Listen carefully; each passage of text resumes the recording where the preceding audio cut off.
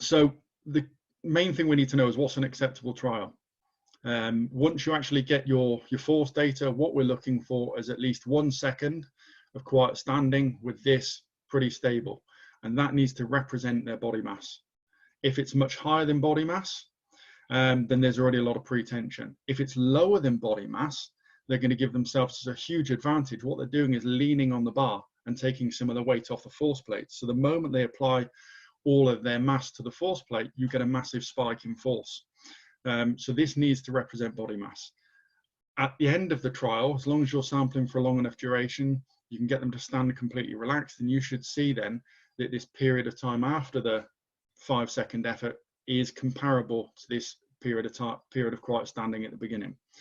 We also want this rapid increase in force and no counter movement. So there's not a dip down and then an increase. So this on the left-hand side would be an acceptable force trace. The right-hand side, you haven't got a stable period of quiet standing.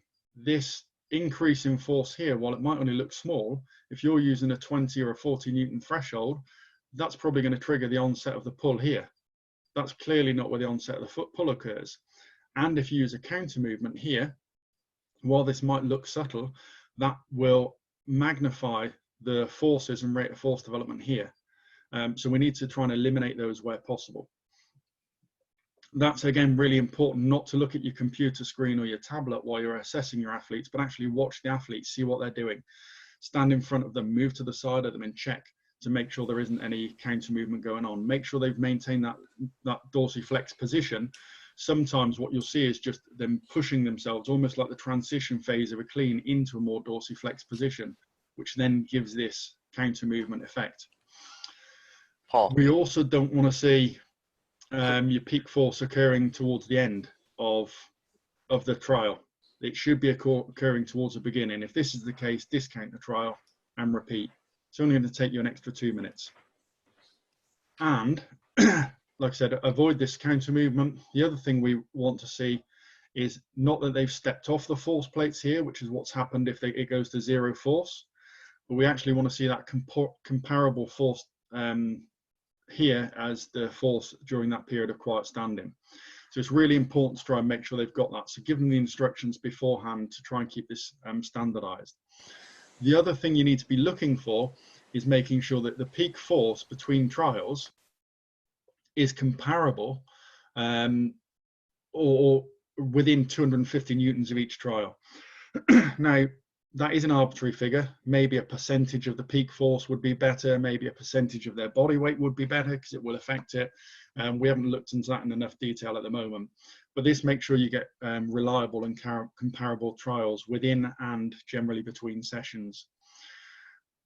If it's progressively increasing, there's a bit of a learning effect. So keep going. If it's increasing by 300, 400, 500 newtons per effort, keep going until it stabilizes. Normally it will stabilize within 2 or 3 efforts.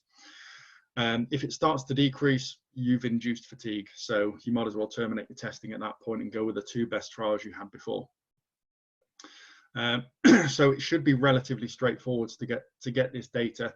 This is what we're looking for here, and we're definitely not looking for something like we've got on the right hand side with even just one of those single errors within there.